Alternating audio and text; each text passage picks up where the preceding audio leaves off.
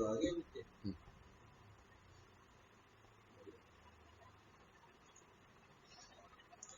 जी शुरू हो गए।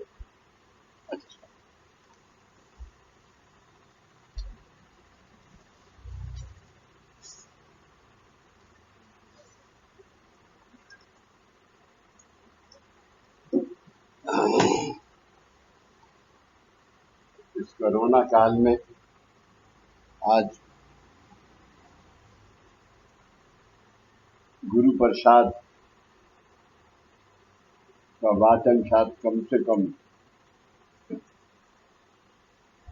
2530 दफा कर रहा हूं आप सबको, क्योंकि ये जो एक ग्रंथ है,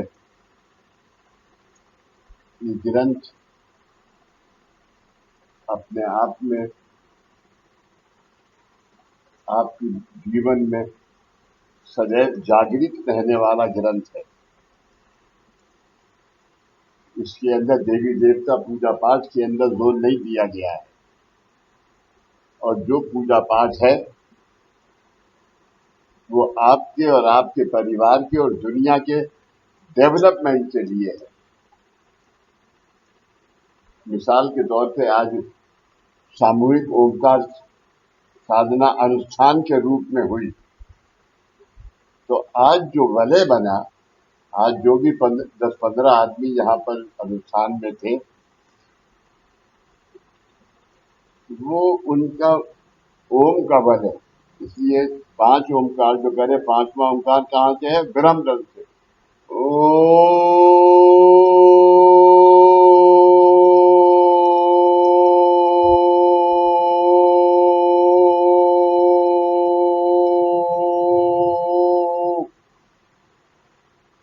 तो पिंड से ब्रह्मांड तक जब हम 21 ओंकार करते हैं तो वो गति वो लहर के रूप में वापिस आती है और वो आप में धारण होती है। अगर आज आपसे 100 आदमी मिले तो वो 100 को पास होती है। ये इस सामूहिक साधना का अर्थ है। तो ये क्या हुआ? आपका ये आज कम से कम 7वां जन्म है, और इस कार्य से, इस सेवा से जो आप पुण्य कमा रहे हैं, यह आपके अगले 7 जन्म और 7 पीढ़ी के लिए इतना लंबा ये कार्य है। उसके लिए दादा का ये निवेदन है, मैं उससे शुरू कर रहा हूं। आशा है कि आप ध्यानपूर्वक इसे सुनेंगे।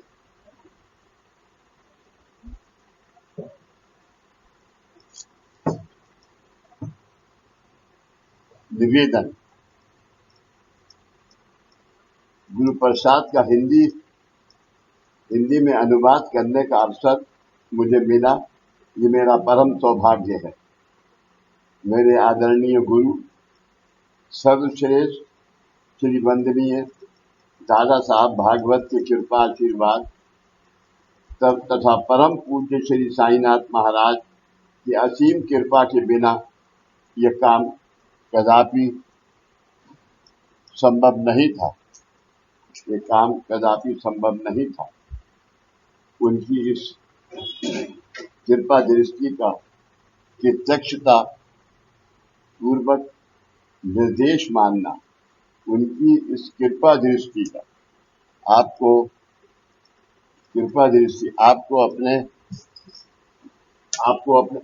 उन्होंने अपना अंगीकार किया।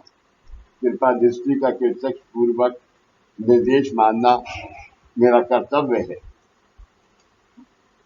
ये जब मैं हिंदी का गुरु प्रसाद मराठी से हिंदी कर रहा था, तो ये उसके लिए एक 4 शब्द लिखे। गुरु प्रसाद एक देवई उपहार है। गुरु प्रसाद एक देवई उपहार है। उसी गुरुवर दादा ने परम पूज्य श्री साईनाथ महाराज के आज्ञा अनुसार मानव कल्याण के लिए शब्दों में ग्रंथित किया। इसीलिए अगर आपको अगर मिला होगा जो दादा की 100वीं बर्थडे के वर्षगांठ के ऊपर जो लिखा मानवता युग, वो उसमें उसमें यही बात दर्शाई गई है, शब्दों में ग्रंथित किया। देवी कार्य प्रणाली अगाध और अगम्य होती है। देवी देवताओं की कार्य प्रणाली को समझना, उसके साथ कार्य करना, ये बड़ा मुश्किल है। वो एक अगाध है, होती है। अन्यथा गुरुवर दादा तथा परम पूज्य श्री साईनाथ महाराज समकालीन ना होते हुए भी, समकालीन ना होते हुए यानी आज एक ही समय जे रूप में ना होते हुए भी, एक ही समय काल जे रूप में ना होते हुए भी आज वो देह रूप में है और हर एक के साथ है। पंत महाराज की आरती है, ऐसा गुरु उड़ाना उमजे सहज लीला दास भी, कि जिसकी लीला आसानी से समझ आती है।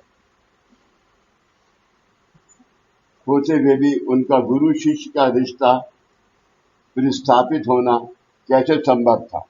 आज के दिन कामकाज क्या है, ओंकार साधना क्या है, मुलाकात साधना क्या है, यही साधना। आपको लगता है कि मैं साधना कर रहा हूं, मैं आरती कर रहा हूं, नहीं। करवाने वाला वो है, आप एक माध्यम है। क्योंकि जिसने देह छोड़ दिया उसको आप देख नहीं सकते, और आप जिसको देख नहीं सकते उसके ऊपर आप भ्रम करोगे। इसलिए आप, ये गुरु भक्त का कार्य है, शिष्य गुरु भक्त। ये इस मानवता युग के अंदर ये कार्य हुआ है। राम और कृष्ण का जमाना अब नहीं है, उसको एक रूप करके ये मानवता युग का कार्य शुरू हुआ। देखिए, ओम क्या है, अल्टीमेट शक्ति क्या है, ब्रह्मा विष्णु महेश। ब्रह्मा विष्णु महेश क्या है, ओम। ओम क्या है, creation, preservation and perfection.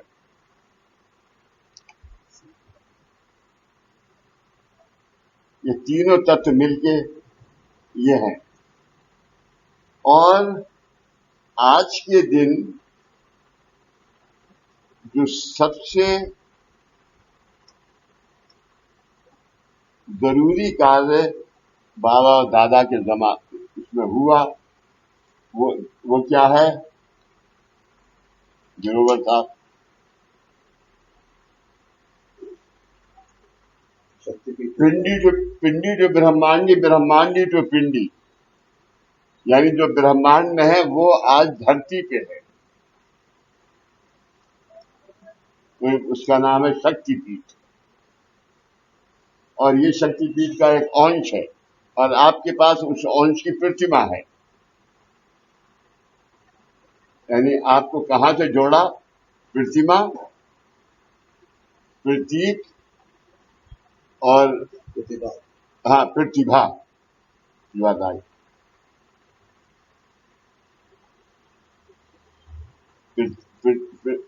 Pratima, Prateek and प्रतिभा। प्रतिभा क्या है, पिंडी टू ब्रह्मांडी। उससे क्या जुड़ता है, आज ये पादुका रखी है, इसका अभिषेक क्यों बंद किया? क्योंकि दत्त महाराज ने क्या कि अभी मैंने टाइम आएगा तो रखूंगा, मैंने अभी दूसरा पैर नीचे नहीं रखा, इसलिए अभिषेक बंद करो। तो अभिषेक बंद करके रखा है, लेकिन इसके ऊपर एक फूट लगाओगे तो तुम्हें क्या मिलेगा,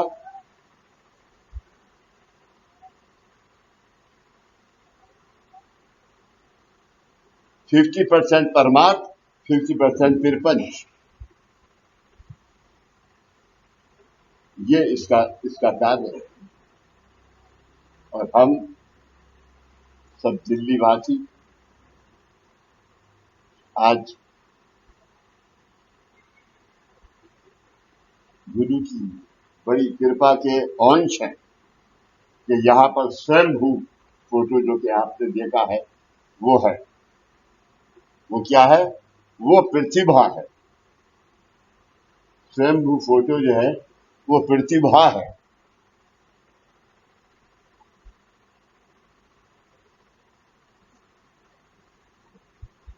जैविक आदि प्रणाली अगाध और अगम होती है। देवी देवताओं की कार्य प्रणाली अगाध और अगम्य होती है। अन्यथा गुरुवर दादाजी तथा परम पूज्य श्री साईनाथ महाराज समकालीन ना होते हुए भी, यानी आज देह रूप में ना होते हुए भी उनका गुरु शिष्य का रिश्ता प्रस्थापित होना कैसे संभव था, कैसे संभव था? ये रास्ता आज के दिन है।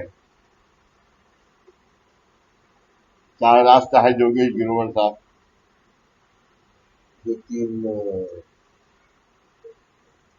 साधना दिए हुए हैं। आज मैंने माधव से कहा कि मेरी सोच ये है कि अब मैं आरती पहले करता हूँ, साधना बाद में। उसमें मेरा खुद का इंटरेस्ट भी था, क्योंकि मुझे नीचे आने में, यानी सब कुछ छोड़ना पड़ता है। दवाई तक अब यहाँ से साधना के बाद जाके दवाई खाई है हार्ट, जो कि मुझे सुबह 7 बजे मेरा टाइम है खाने का, 8 गोली। तो वो उसके लिए वो मेरा पर्सनल इंटरेस्ट था। लेकिन इसके पीछे जो ध्येय था वो ये है कि आरती में क्या है? शब्द ब्रह्म है और ओंकार अपने आप ब्रह्म है। तो क्यों ना हम साधना पहले कर लें, आरती पहले कर लें। वो आरती पहले कर लें और फिर हम साधना करें।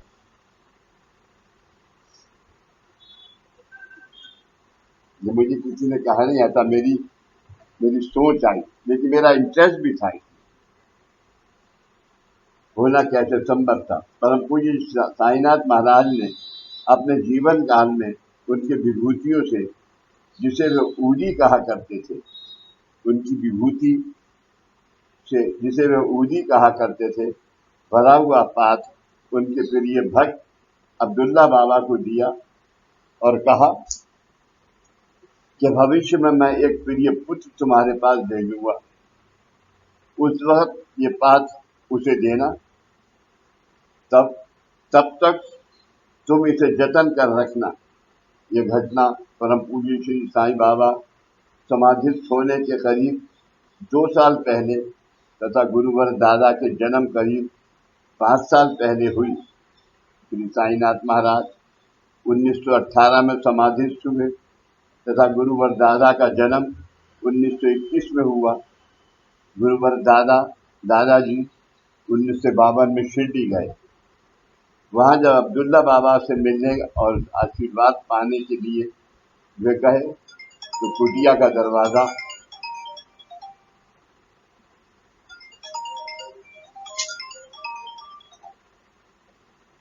हाँ जोगिंदर, वो मुझे वो इसका लैपटॉप का पासवर्ड याद नहीं आ रहा था।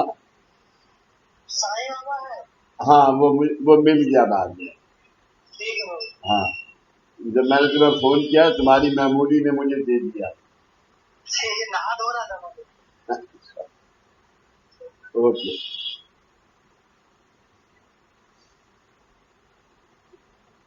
आशीर्वाद पाने के लिए गए तो कुटिया का दरवाजा बंद था और बाहर बैठे सेवक ने बतलाया कि इस वक्त अब्दुल्ला बाबा का विश्राम का समय होने के कारण आप उन्हें नहीं मिल सकेंगे। ऐसा वह सेवक कह ही रहा था कि कुटिया का दरवाजा अचानक खुला और स्वयं अब्दुल्ला बाबा ही गुरुवर दादा का स्वागत करने बाहर आए। उन्होंने तुरंत ही पहचान लिया कि यही वह श्री साईं महाराज का सुपुत्र है, जिसका निर्देश श्री साईं बाबा महाराज ने पूर्व में किया था, जो पहले बताया था। बाबा ने विभूति से भरा पात्र गुरुवर दादाजी को देकर कहा कि तुम्हारे यहाँ आने की राह में मैंने इसे गत 35 सालों के से संभाल कर रखा है। अब तुम अपनी इस अमानत को संभालो। इस तरह गुरु प्रसाद हरेक के लिए दिव्य संदेश, गुरु प्रसाद हरेक के लिए दिव्य संदेश है, चाहे वह किसी भी धर्म या जाति का क्यों ना हो, क्योंकि गुरु तत्व के मूलभूत सिद्धांत, गुरु तत्व के मूलभूत यानी बेसिक मूलभूत सिद्धांत एक ही साथ अंतर्यामी तथा भावातीत और गुण होते हैं। अंतर्यामी तुम्हारे अंतर धारण होने वाले, भावातीत यानी उससे जो तुम्हारी भाषा निकल रही है वो उस अंतर्यामी होने से वो भाव, जैसा भावा तैसा देवा, तो उत्तरी सर्व भावा, ऐसे ही है ना। हाँ। क्योंकि गुरु तत्व के मूलभूत सिद्धांत एक ही साथ अंतर्यामी तथा भावातीत और गुण होते हैं। गुरु प्रसाद ये ग्रंथ गुरुवर दादाजी का विस्तृत अनुभव यानी जो उनके जो 80 साल धरती पे उन्होंने गुजारे, उसका ये पूरा निचोड़ अनुभव है। क्योंकि जब इसको आत्मनिवेदन को शुरू करेंगे, आप पढ़ें तो विठोबा ने कहा कि अब आत्मनिवेदन अपनी लिखो, तो उनका क्या लिखो, मुझे आता नहीं। उनका एक कापी लाओ, और तो साईनाथ लिख दिया उन्होंने। वो कापी पूना में द्वारका माई में आज भी रखी, और उनके लिखने बैठ जाओ तो वो गुरु प्रसाद आत्मनिवेदन दादा ने लिखा। ये ग्रंथ गुरुवर दादाजी का विस्तृत अनुभव, उनकी असामान्य वृद्धियां तथा विलक्षण बुद्धिमत्ता से विकसित हुए अमूल्य विचारों का निचोड़ है। इस ग्रंथ में उन्होंने धर्म, ईश्वर, ज्ञान, भक्ति, जीवन, गुरु मार्ग आदि विषयों के संबंध में अपने विचार वाचकों के साथ तथा भक्तों के हित के लिए ग्रंथित किए हैं, इकट्ठे किए।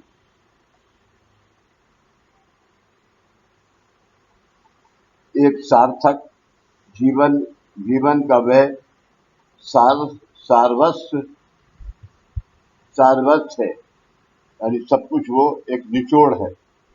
इसलिए पहले के 2 प्रकरण का विषय श्री साईं आध्यात्मिक समिति की भूमिका, कार्य तथा योगदान है। क्योंकि श्री साईं आध्यात्मिक समिति यह गुरुवर दादाजी के जीवन लक्ष्य का तथा सेवा वृत्त का मूल स्रोत है। यानी जो दादा ने सेवा करी, इसकी स्थापना किसने करी? हाजी हजरत ख्वाजा बंदे नमाज ख्वाजा जलानी बाबा बगदाद, पीपल के पेड़ के नीचे 5 आदमी, हाँ, औदुंबर के पेड़ के नीचे। ये सारा काफी होशियार हो गया, से करवा देना। दादाजी के जीवन लक्ष्य तथा सेवा वृत्त का मूल स्रोत है। आगे के कुछ प्रकरणों में हिंदू परंपरा तथा धर्म ग्रंथों के अनुसार धार्मिक विधियों का स्पष्टीकरण है। यह स्पष्टीकरण केवल पारिभाषिक तथा वर्णनात्मक नहीं है, यानी उसमें से क्या हमने लिया है वो हम ले रहे हैं। कि अगर उन्होंने लिखा है कि रोजाना जिंदगी भर तुम्हें पारायण करना है, तो आज की इस आधुनिक युग में पारायण करना यानी 7 दिन के अंदर गुरु चरित्र को पढ़ना, ये मुमकिन है आज के दिन? तो ऐसी विधियों को इसलिए उन्होंने क्या रखा कि 1.5-2 घंटे की मुलाकात रखो। और उसकी सबसे बड़ी यह है कि ये 18 दफा तो मैंने इसको जब मराठी से हिंदी करा तब इसको पढ़ा है, और उसके बाद आज तक हर विजयदशमी और जब नवरात्रे आते हैं तो 9 दिन में इसे खत्म करता हूँ, फिर दूसरे अगले साल गुरु आत्मनिवेदन करता हूँ, उसमें आप सब आते हैं। तो सोमत स्पष्टीकरण है। ये स्पष्टीकरण केवल पारिभाषिक तथा वर्णनात्मक नहीं है, इसकी रूपरेखा एक अनोखी चौखट में सजाई है, क्योंकि इस स्पष्टीकरण में पूजा विधि में उपचार पर अधिक बल दिया गया हुआ, औपचार नहीं। ये करो, ये करो, ये करो, ये करो। लक्ष्मी कैसे आएगी? स्वास्तिक बना लो तो लक्ष्मी को आना है। शक्ति कैसे आएगी? बाबा की फोटो को साफ करो, 4 बिंदियां लगाओ। ब्रह्मरन, परमार्थ, अहिक, आत्मिक शक्ति हो गई। क्योंकि इस सामने पूजा विधि में उपचार पर अधिक बल दिया गया है, ना कि औपचार पर। कारण कि जिस पूज्य भाव से भगवान की पूजा में औपचार किया जाता है, वही यानी उपचार अपना महत्व रखता है। आज आपने साधना करी तो आपने क्या किया? अनुष्ठान साधना नहीं, अनुष्ठान साधना। 2 पान के पत्ते, एक पान का पत्ता आपका ये जन्म और दूसरा पान का पत्ता आपका पिछला जन्म तो करता है। सुपारी आपकी आत्मा है, 11 रुपए आपके गुरु दक्षिणा है, और नारियल अभी इसमें तो नहीं है, लेकिन नारियल आपके 5 कोष, वो 5 तत्व। एक ऐसा फल है जिसमें 5 तत्व मौजूद है। सबसे ज्यादा इसमें पानी है, जितना आपके जिस्म में भी 80% पानी है। भगवान की पूजा में औपचार किया जाता है, वही यानी उपचार अपना महत्व रखता है। उपचार भक्ति भाव का मूल स्रोत होता है, क्योंकि सबसे जो खास बात है वो ये है कि दादा ने हर चीज को, जो जिस देवी देवता की शक्ति है, उसको उपचार के रूप में सिद्ध किया है, परसेप्शन उसको दिया है, और उसको इन 3 साधनों में जोड़ा है। आरती साधना, मुलाकात साधना, ओमकार साधना, आरती साधना, मुलाकात साधना, इसमें जोड़ा है ये तीनों तत्व। उपचार भक्ति भाव का मूल स्रोत होता है। उपचार भक्ति भाव का मूल स्रोत होता है। किसी भी धर्म में बतलाए हुए विधियों में उन्हें करते समय पूजक की भगवान के प्रति पूज्य भावना, गुरु के प्रति पूज्य भावना, ये उन विधियों का सार है यानी निचोड़ है। उस पूज्य भाव के बिना किया हुआ पूजन उन विधियों को बार बार यंत्रवत दोहराने के समान होगा। इस तरह पूज्य भाव से या पूजक की गुरु के हाथों होने वाली आध्यात्मिक उन्नति की पार्श्वभूमि तैयार करता है। पार्श्वभूमि यानी आसानी से जो आपको धारण हो सके उसको स्थापित करता है।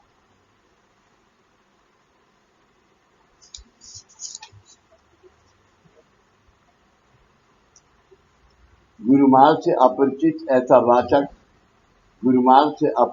ऐसा वाचक जब गुरु प्रसाद प्रथम बार पढ़ेगा तब उसे ये महसूस होगा कि उसके जीवन को एक नया अर्थ प्राप्त हुआ है।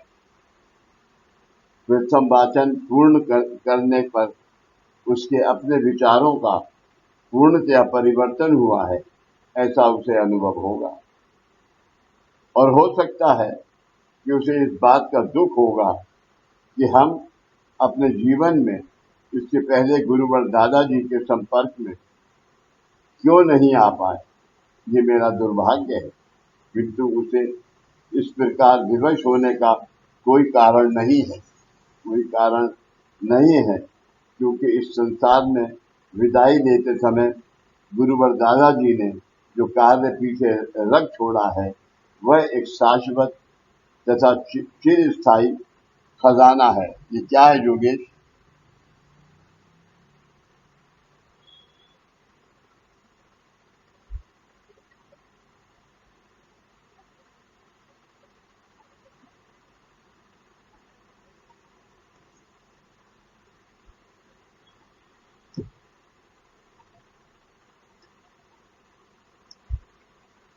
सबसे पहले जो खजाना है वो गोवा में शक्ति थी, फिर प्रतिमा, एंड उस सबसे इम्पोर्टेंट दोनों चीजों का निचोड़ गोवा तो हर एक आदमी अभी तक तुम गए हो गोवा? तुम भी गई हो, तुम भी गए, आप तो क्या ना सर नहीं, तो ऐसा निचोड़ है। तो वो जो छोड़ रखा है वो अपने आप के अंदर ब्रह्मांड है, जो कि आपको कभी मिलता नहीं था। और उसका अंश क्या है? केंद्र। केंद्र उसका अंश है।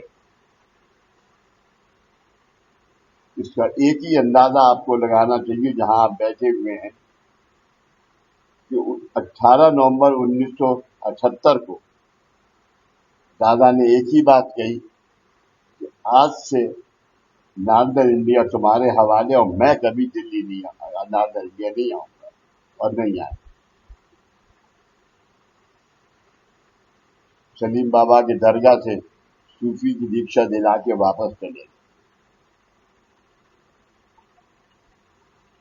दादा के पास एक पुरानी गाड़ी थी, एम्बेसडर, किसी के वल्लभ सेठ वो टैक्सी चलाते थे, तो उनसे दादा ने 3000 की ली थी उसे। उस जमाने में शायद आती गाड़ियां थी वो 15-20 लाख 15-20 हजार की आती थी। और उसका नाम दादा ने रखा था तपस्विनी। दिल्ली आते थे, कभी बंद नहीं होती थी रास्ते में। जैसा स्थिर स्थायी खजाना है जिसमें से ये वाचक मुक्त रूप से चाहे जितना ले सकते हैं तब भी कम है। परम पूज्य दादाजी अवतारी पुरुष थे। उनका दिया कृपा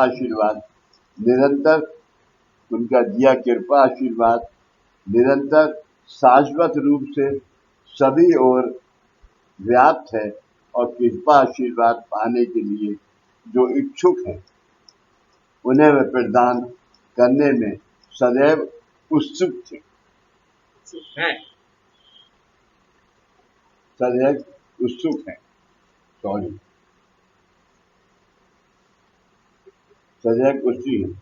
कृपा आशीर्वाद का ये आनंद अपने आप में अनुपम अमृत है। गुरु मार्गी हुए भक्त तथा जिन्हें पूर्व से गुरुवर दादाजी के सहवास का लाभ हुआ है, उनके लिए तो गुरु प्रसाद बाइबिल या गीता समान है। वह उनका अमूल्य ऐसा संदर्भ ग्रंथ है। उसे बारंबार पढ़कर गुरुमार्गी भक्त को गुरुवर दादाजी के दर्शाए मार्ग में कहाँ तक प्रगति हुई है, इसका शोध और बोध लेना चाहिए। शोध और बोध, रियलाइजेशन।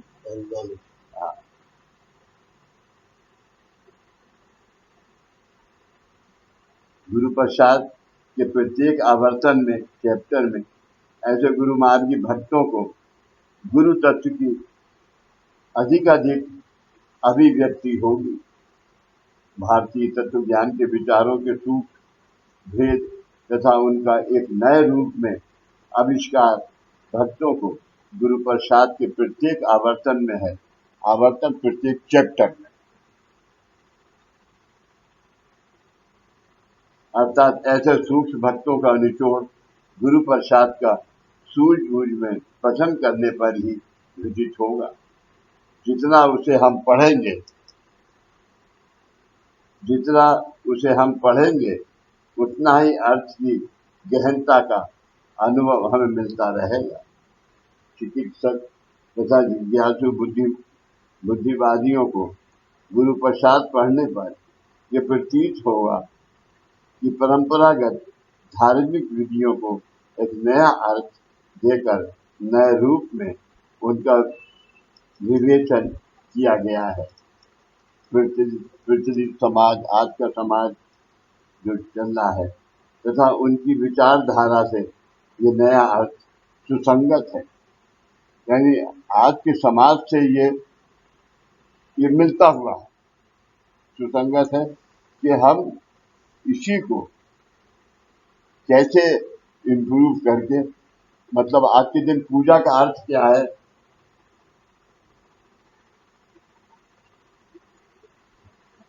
कामकाज में दुनिया को क्या पूजा है। हे भगवान, हमारे परिवार के उद्धार के लिए 21 दफा ओम श्री साई नाथाय नमः हो गया।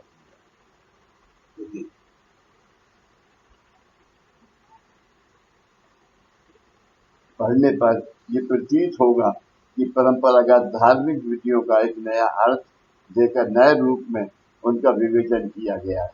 प्रचलित समाज तथा उसकी विचारधारा से ये नया अर्थ सुसंगत है। गुरु प्रसाद में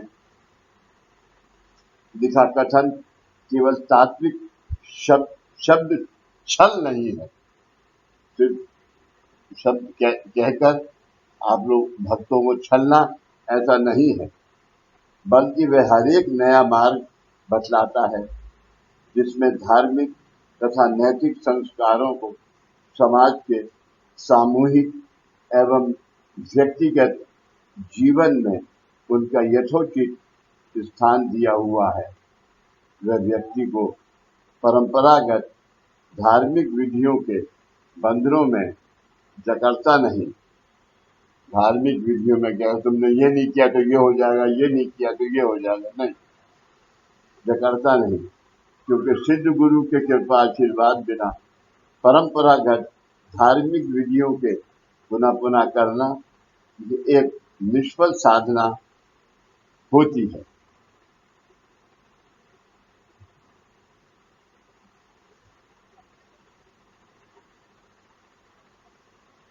जब मैं दादाजी से पहली दफा मिला तो जब बहुत परेशान था, तो उससे पहले एक पंडित जी मुझे मिले, प्रमोद इसरानी साहब, सुनिए, एक पंडित जी मिले और उन्होंने मुझसे कहा कि तुम्हें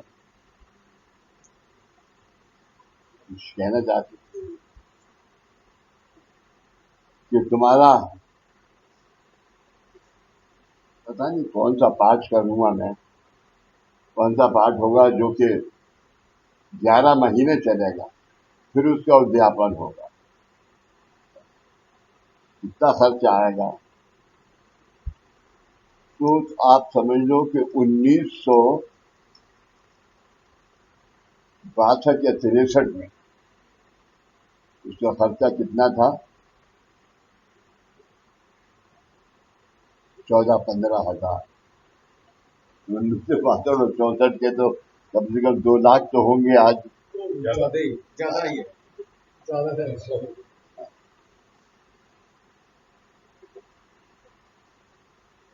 तो जितनी बीवी का जेवर था सब बेच दिया और पंडित को दिया।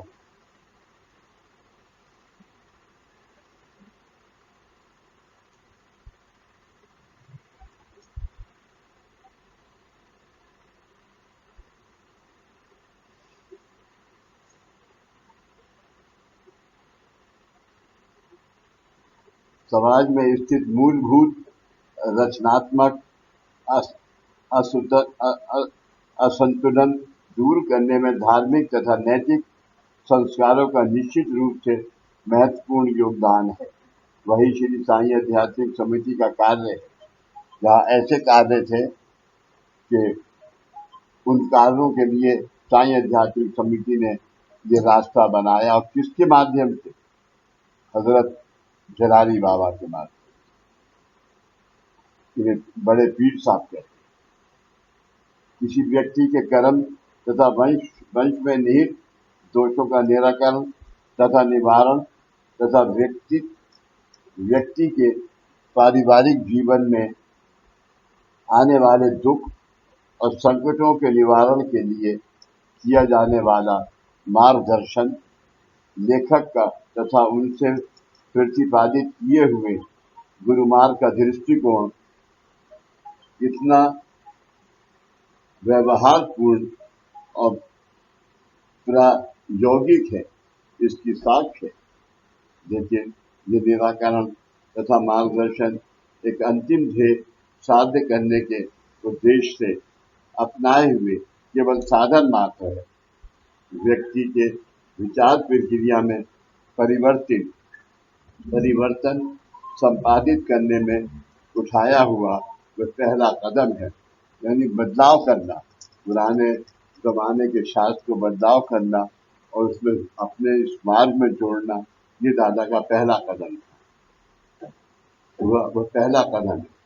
इस परिवर्तन से व्यक्ति को जिस समाज का वह एक क्रियाशील घटक है, मेंबर है, उस समाज के प्रति उस व्यक्ति का स्वयं का जो कार्यभाग है उसके बारे में सचेत करना। आप अपने लिए क्या है, आप अभी समाज को छोड़ो, पहले आप अपने आप को डेवलप करो, उसके लिए क्या है करना। ये समिति के कार्य का अंतिम ध्येय है। ऐसी जागृति के फलस्वरूप समाज के भौतिक, नैतिक तथा आध्यात्मिक स्तर ऊंचे होकर समाज कल्याण वर्गीय शुरू हमेशा के लिए, जिसके कारण अधिकतर लोग गुरु मार्ग की ओर आकर्षित होंगे, गुरु मार्ग की ओर आकर्षित होंगे। यानी आज कामकाज ऐसा है कि आप यकीन करिएगा, आप मेरा फोन देख सकते हैं कि कम से कम सुबह से शाम तक, रात को सोते तक 50 कॉल और इस कम से कम 20-25 कॉल व्हाट्सएप में होती है, जो कि बहुत एक आध दिन के बाद ही देखता हूँ। नाथ पंथ तथा दत्त पंथ की ओर यहाँ आज के दिन तो आदमी टेलीफोन सिर्फ ये करके पूछ रहा है कि आपका दिया हुआ धागा 5 हफ्ते हो गए बदलवाने आना है, प्लीज हमें कोई टाइम दीजिए।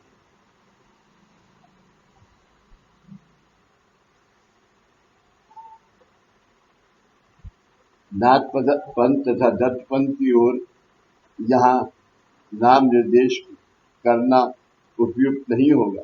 श्री गोरक्षनाथ ने सिद्ध सिद्धांत पद्धति को समाजोपयोगी बनाने हेतु एक नया आविष्कार दिया।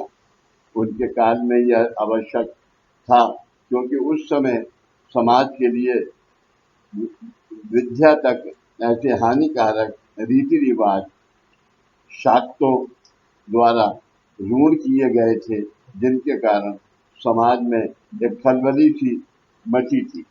यानी इतने सख्त पूजा पाठ थे कि जो हर एक वो करना मुमकिन नहीं था। नाथ पंथ की और यह नाम निर्देश करना उपयुक्त नहीं होगा। श्री गोरक्षनाथ ने सिद्ध सिद्धांत पद्धति को समाजोपयोगी बनाने हेतु एक नया आविष्कार दिया।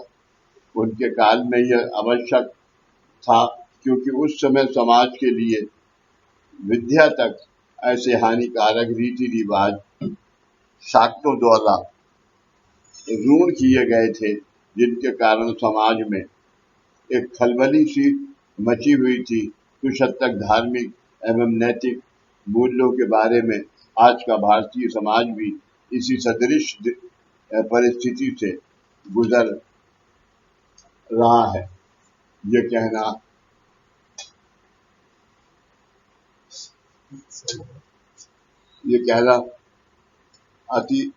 अतिशयोक्ति नहीं होगा। इस परिस्थिति में श्री गोरक्षनाथ जैसा ही कोई सुधारक आज की समाज को इस दलदल से तारने के लिए आवश्यक है।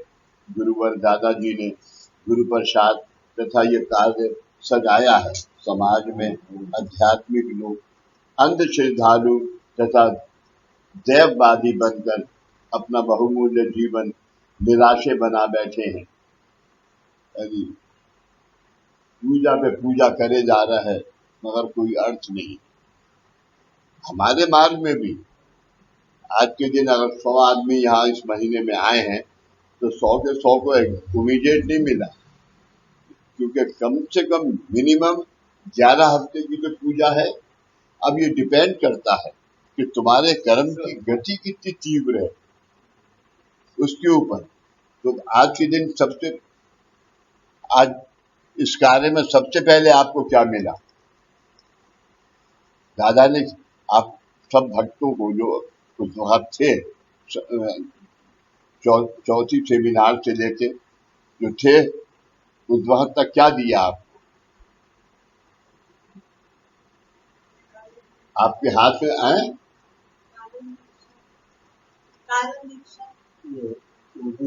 कारण दीक्षा भी बाद में दी बेटा, उससे पहले विमोचन दीक्षा। विमोचन देखिए, जहां पर पहला विमोचन किया तो क्या दिया तुम्हें? नाभि में अनुग्रह दीक्षा। कारण दीक्षा तो सबसे बाद में। अंधकारी छाया हुआ है, इससे बचने के लिए वह अनेक अच्छे बुरे देवी आज तुम्हारी उससे पहले आए हुए इसमें एक वो है कि जहां तुम्हारी आत्मा सिर्फ उससे ढकी हुई है, कर्मों से, उससे एकदम कोने वाला ऊपर में है वो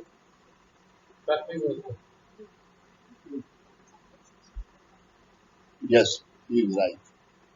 और उसके नीचे का ओम, फिर ये नीचे के 5 घर, 7 घर, भू व स्व जना तपा मना।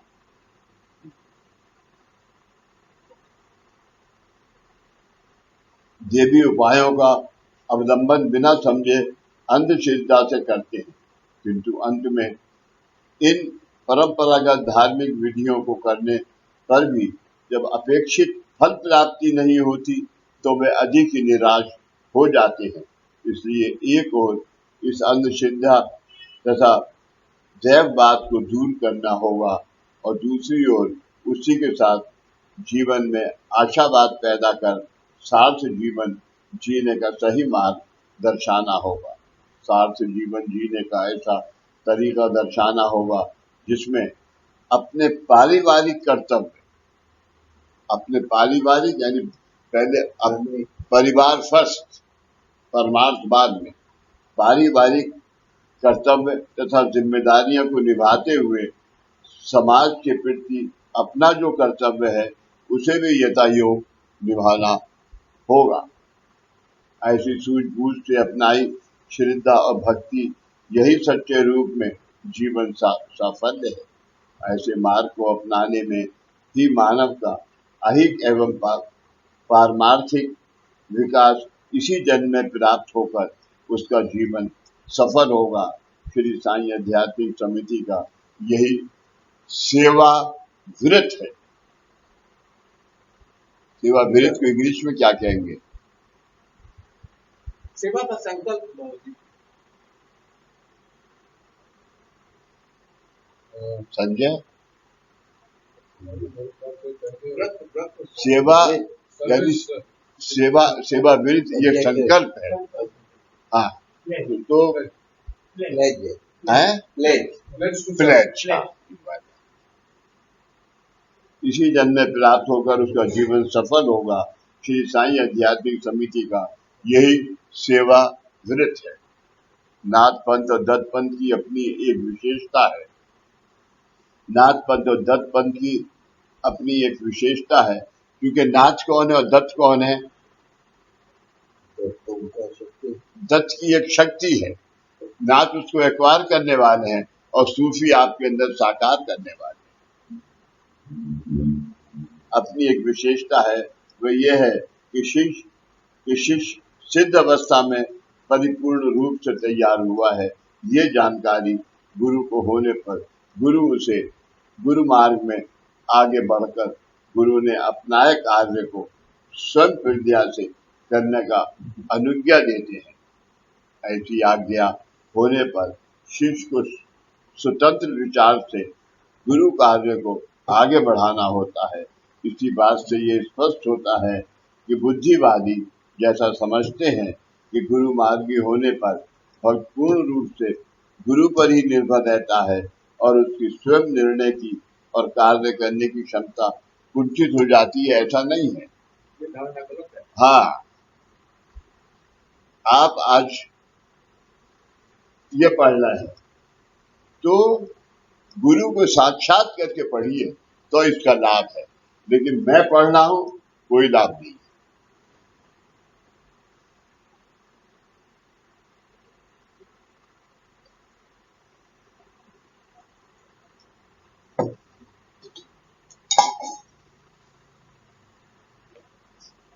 और उसकी स्वयं निर्णय की और कार्य करने की क्षमता कुंठित हो जाती है। यही धारणा गलत है, किंतु इसके विपरीत गुरु मार्ग में सिद्ध गुरु की, गुरु मार्ग में सिद्ध गुरु, गुरु मतलब बहुत है, सिद्ध गुरु की ये धारणा और अपेक्षा होती है कि शिष्य की सिद्धावस्था में प्रज्ञावस्था पूर्ण रूप से विकसित होने पर मानव कल्याण का कार्य स्वतंत्र रूप से करे। सिद्धावस्था, क्योंकि आज योगेश दादा ने अपने तक नहीं रखा, ये अपने शिष्यों को दिया, और शिष्य भी जब तक के यहाँ बैठ के भक्ति नहीं करेगा और दूसरों को देने की नहीं सोचेगा, खुद खाने की सोचेगा तो नहीं कर सकता। ये कार्य, इसका क्या नाम है? दो मुझसे दो दुनिया को तुम्हारा भला हो। दुनिया का ताल्लुकदार हूं, तलबदार नहीं हूं। बाजार से गुजरता हूं, खरीदार नहीं हूं। गुरु मार्ग एक ऐसा मार्ग होता है जिसमें सत्यनिष्ठ और सिद्ध गुरु एक में पथ प्रदर्शक, मित्र, तत्ववेत्ता तथा तारक होते हैं। यानी हम एक दूसरे के मित्र, एक दूसरे को तारने वाले, एक दूसरे की मदद करने वाले होते हैं। अपने स्वयं निर्णय से हमारे जीवन के लिए, जीवन यात्रा में कौन सा मोड़ हमारे लिए उद्धारक होगा, ये निश्चित करना कठिन है, किंतु सिद्ध गुरु अपनी स्वयं प्रज्ञा से ये जानकारी प्राप्त कर लेते हैं कि जीवन में कौन से मार्ग का अवलंबन शिष्य के लिए हितकर होगा। इतना ही नहीं, बल्कि दर्शाए मार्ग पर शिष्य को लाने का कार्य भी गुरु करते हैं। गुरु मार्गदर्शन के बिना गुरु मार्ग दुष्पर्याय है, बहुत मुश्किल पर्याय है, परंतु गुरु से मार्गदर्शन प्राप्त होने पर अपने प्रिय शिष्य की जीवन यात्रा गुरु सुसंवेद और सुरक्षित कर देते हैं। खुद होने वाली और सुसंग और सुरक्षित से हाँ सुरक्षित है यानी सिक्योर हाँ कर देते हैं। गुरु एक में ऐसे तारक हैं जो शिष्य की जीवन यात्रा को ज्ञान तथा प्रबोधक कर देते हैं। ज्ञान नॉलेजेबल और प्रबोधक जो कि दूसरे को धारण हो सके। जीवन यात्रा में गुरु मार्गदर्शन का हर चौराहे पर प्रकाश देकर तथा शिष्य गुमराह ना हो इसका निश्चय गुरु स्वयं करते हैं। मानव के इस धरती पर हुए मानव जन्म का सच्चा अर्थ क्या है? मानव के इस धरती पर हुए मानव जन्म का सच्चा अर्थ क्या है तथा इस स्थूल देह में स्थित आत्मा का अंतिम तथा उदात्त ध्येय क्या है, ये विदित करने में केवल गुरु ही समर्थ होते हैं। केवल गुरु ही समर्थ होते हैं। गुरु मार्ग में किए भिन्न भिन्न विमोचन तथा उनके उपरांत दी गई दीक्षाओं का विस्तृत विवेचन इस ग्रंथ में किया गया है। यह मानव के इस जन्म के अंतिम ध्येय की ओर होने वाले लंबे सफर में एक स्थल चिन्ह है। गुरु मार्ग में इन गतिविधियों से दीक्षित होने पर ओंकार साधना एवं दैनिक प्रार्थना ये शिष्य के अत्यंत प्रभावी साधन होते हैं। साधना एंड दैनिक प्रार्थना जिनके नित्य प्रयोग से वह जीवन का अंतिम ध्येय यानी सार्थकता प्राप्त कर लेता है और श्री साईं आध्यात्मिक समिति के कार्य में सहभागी हो सकता है। इतना प्रयत्न निष्ठा श्रद्धा तथा प्रामाणिकता से करने पर उसके अन्य सभी बिना कोई कष्ट उठाए गुरु कृपा से सहज प्राप्त होते हैं और इनकी ओर विशेष ध्यान देने की उससे आवश्यकता भी नहीं होती है। इन साधनों का महत्व विस्तृत रूप से इस ग्रंथ में किया है। गुरु के प्रति दृढ़ तथा असीम श्रद्धा यही गुरु मार्ग का सर्वस्व सार है। गुरु के प्रति दृढ़ श्रद्धा तथा असीम श्रद्धा यही गुरु मार्ग का सर्वस्व सार है। गुरु सर्वज्ञानी है, दिव्य रूप है, अवतार रूप है। उन्हें पहचानने के लिए शिष्य को अपना संपूर्ण जीवन उनके चरणों में समर्पण करना होता है। गुरु रूप में तादात्म्य में होना होता है। अन्य कोई भी प्रभाव जो उसे इस मार्ग से पद भ्रष्ट करे तो शिष्य की गुरु के प्रति श्रद्धा विचलित होती है और उसका जीवन दोबारा एक ध्येयहीन भ्रमण हो जाता है। अब गुरु दीक्षा के बाद अगर तुम गुरु से अलग होते हो तो तुम्हारा जीवन सुख मिलेगा तुम्हें, लेकिन परमार्थ नहीं मिलेगा। इस जन्म में तुम्हें सब कुछ मिल जाएगा, अगले जन्म में जन्मों में मिलेगा या नहीं, जन्म नहीं जन्मों में, वो सोचने की बात है। भ्रमण हो जाता है। आध्यात्मिक मार्ग में अपने अधिपति या स्वामी के रूप में एकमात्र गुरु की ही आराधना तथा अर्चना करना शिष्य के लिए आदर्श होता है। गुरु एक तत्व है। तत्व का क्या कहेंगे इंग्लिश में? एलिमेंट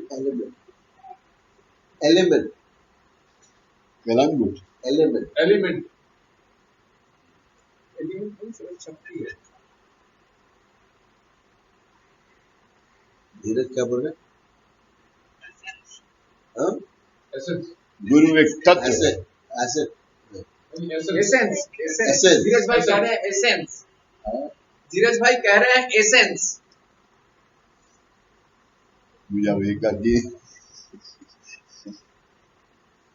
चलो, इस गुरु तत्व की अर्चना करना है, ना कि व्यक्ति रूप गुरु की। यानी गुरु एक शक्ति है, तत्व मतलब एक शक्ति है, तो हम उस शक्ति की प्रशंसा करें, ना कि व्यक्ति की। ये तत्व है, क्योंकि वो एक तत्व है जिसे उसने धारण किया। क्योंकि गुरु का व्यक्ति रूप देह आवाहनित की हुई दिव्य शक्ति के वास्तव्य का एक अस्थाई स्थान या माध्यम है। आवाहनित किया हुआ देवी कृपा आशीर्वाद जो उनके व्यक्ति रूप स्थूल देह में प्रदर्शित होता है, उस शक्ति की आराधना करनी चाहिए, क्योंकि ये शक्ति ही शाश्वत होती है। जिन्होंने इस रहस्य को जान लिया, वही गुरु में स्थित सत्यम शिवम सुंदरम को देख सकते। सत्यम शिवम सुंदरम यानी कितना सही सच है, कितना शिवम, कितना शक्तिशाली है, और कितना दुनिया के लिए सुंदर। इसीलिए गुरुवर दादा जी भक्तों से कहा करते थे कि गुरु तत्व की पूजा आराधना करो, ना कि व्यक्ति रूप गुरु की, जिनके माध्यम से वह तत्व प्रदर्शित होता है। गुरुवर दादा जी ने अपना संपूर्ण जीवन तन मन धन से सिद्ध सिद्धांत पद्धति के साधन प्राप्त कर उन्हें जन जागरण तथा कल्याण के लिए सिद्ध करने में व्यतीत किया। उनके द्वारा किए हुए स्वार्थ त्याग का वर्णन करने में शब्द असमर्थ है।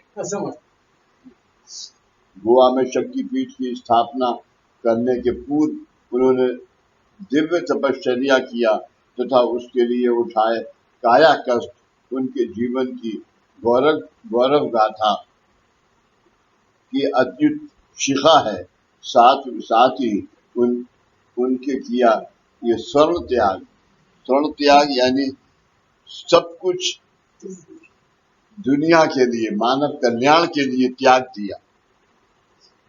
स्वयं के इसमें आदरणीय वैनी के लिए मानवता युग में एक चैप्टर है, उसे जरूर पढ़िए।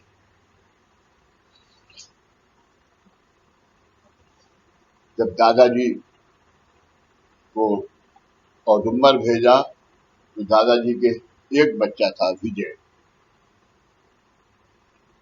दादाजी पूना में मंगलवार पैंट में गैराज में रहते थे।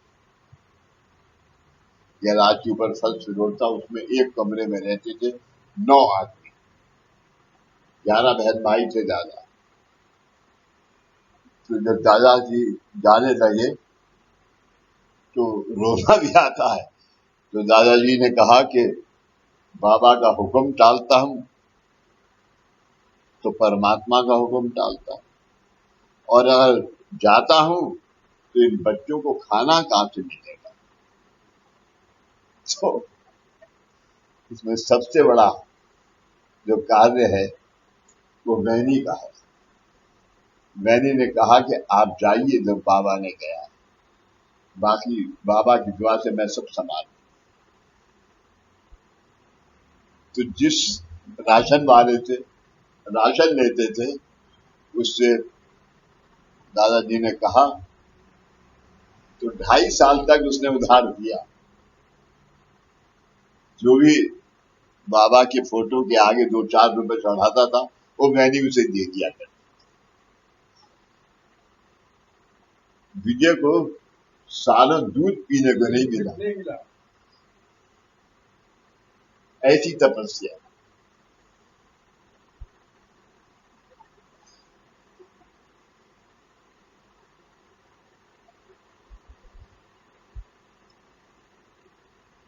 गुरुदास जी ने अपना संपूर्ण जीवन तन मन धन से सिद्ध सिद्धांत पद्धति के साधन प्राप्त कर उन्हें जन जागरण तथा कल्याण के लिए सिद्ध करने में व्यतीत किया। उनके द्वारा किए हुए स्वार्थ त्याग का वर्णन करने में शब्द असमर्थ हैं। गोवा में शक्तिपीठ की स्थापना करने के पूर्व उन्होंने दिव्य तपश्चर्या किया तथा उसके लिए उठाए काया कष्ट उनके जीवन के गौरव गाथा की अतियुक्त शिखा है तथा साथ ही उनके किया ये स्वार्थ त्याग उनके स्वयं के मुक्ति के लिए न कर केवल जन कल्याण के एकमेव हेतु से ही प्रेरित था मतलब उसी से ताल्लुक रखता था। ये शक्तिपीठ भविष्य में निरंतर रूप से दिव्य शक्ति की किरण शलाखाएं विपेक्षित करते रहे और भक्तगण उससे असीमित रूप में दिव्य प्रकाश का लाभ उठाते रहेंगे। गुरुवर दादाजी जैसे दिव्य सत्पुरुष की मानव कल्याण के भविष्य के लिए ऐसी चिर स्मरणीय तथा निरंतर धरोहर पीछे छोड़ सकते हैं। गुरु प्रसाद गुरुवर दादाजी ने मराठी भाषा में लिखा। गुरु प्रसाद की भाषा प्राचीन आध्यात्मिक ग्रंथों जैसी है। गुरु प्रसाद की भाषा प्राचीन आध्यात्मिक ग्रंथों जैसी है। वह गुरुवाणी है। गुरु प्रसाद का अन्य भाषाओं में पाठ भेद न होने देने की सावधानी रखकर शब्दशः भाषांतर करना प्राय संभव है। इसीलिए भाषांतर करते समय कई स्थानों पर मुक्त रूप से अनुवाद करने का सहारा मुझे देना पड़ा। ये दीर्घ प्रस्तावना के लिए मैं वाचकों से क्षमा याचना करता हूँ। इस हिंदी अनुवाद के वाचकों के लिए ये प्रस्तावना एक उपयुक्त पृष्ठभूमि होगी ऐसी मेरी धारणा है। अनुवाद का अपना ये प्रयत्न मैं विनम्रता से अपने गुरुवर आदरणीय श्री दादाजी के चरणों में समर्पित करता हूँ।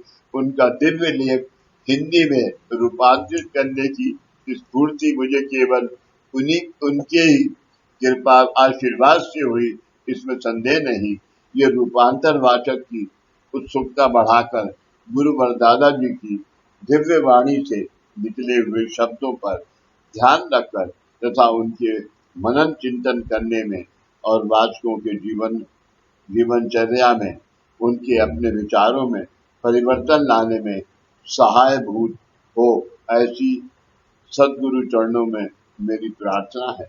इस कार्य के पूर्ण करने में मेरे सहयोगी श्री दीपक भाई, डॉक्टर बाल साहब तथा आरती शुभशंकर का भी मैं ऋणी हूँ।